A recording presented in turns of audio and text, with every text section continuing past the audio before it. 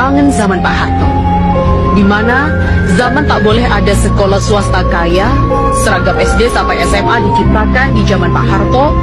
Tujuannya agar satu, si kaya dan si miskin bisa satu kelas dalam tujuan pendidikan.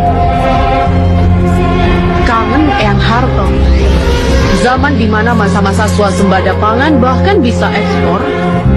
Kita bisa hidup tenang, gak mikirin habis beras.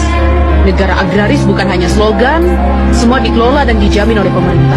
Zaman Pak Harto, pendidikan di bawah negara, kualifikasi ada di tangan negara, sehingga yang maju sekolah-sekolah negeri. Kita masih ingat asal nama SMA 1 adalah sekolah terbaik. Lalu ada sekolah-sekolah terbaik negeri di segala penjuru, si kaya dan si miskin bersekolah di tempat yang sama. Zaman Pak Harto, anak tukang becak kuliah sudah biasa. Zaman sekarang, anak tukang becak bisa lulus dokter dianggap mukjizat, dirayakan besar-besaran. Setiap pendidikan dirampas hanya untuk orang kaya. Zaman Pak Harto, puskesmas di mana-mana. Sistem pengobatan teratur, posyandu dijadikan gerbang besar kesehatan publik. Ibu-ibu PKK dijadikan volunteer atas kinerja negara di bidang kesehatan. Tapi di zaman sekarang, para dokter dan suster diajarkan bagaimana cara berbisnis. Di zaman sekarang inilah tragedi kesehatan berlangsung. Bayi mati ditolak di rumah sakit, anak remaja mati ditolak rumah sakit. Padahal rumah sakit menjamur di mana-mana.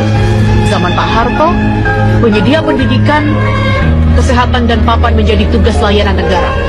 Di zaman demokrasi liberal, pendidikan, kesehatan dan papan menjadi alat kapitalis dalam menguras kerja rakyat. Tak ada pertanggungjawaban negara sama sekali atas uang publik. Zaman Pak Harto, nggak ada ceritanya ulama dibubarin pengajiannya. Pak Harto selalu dekat dan santun dengan ulama.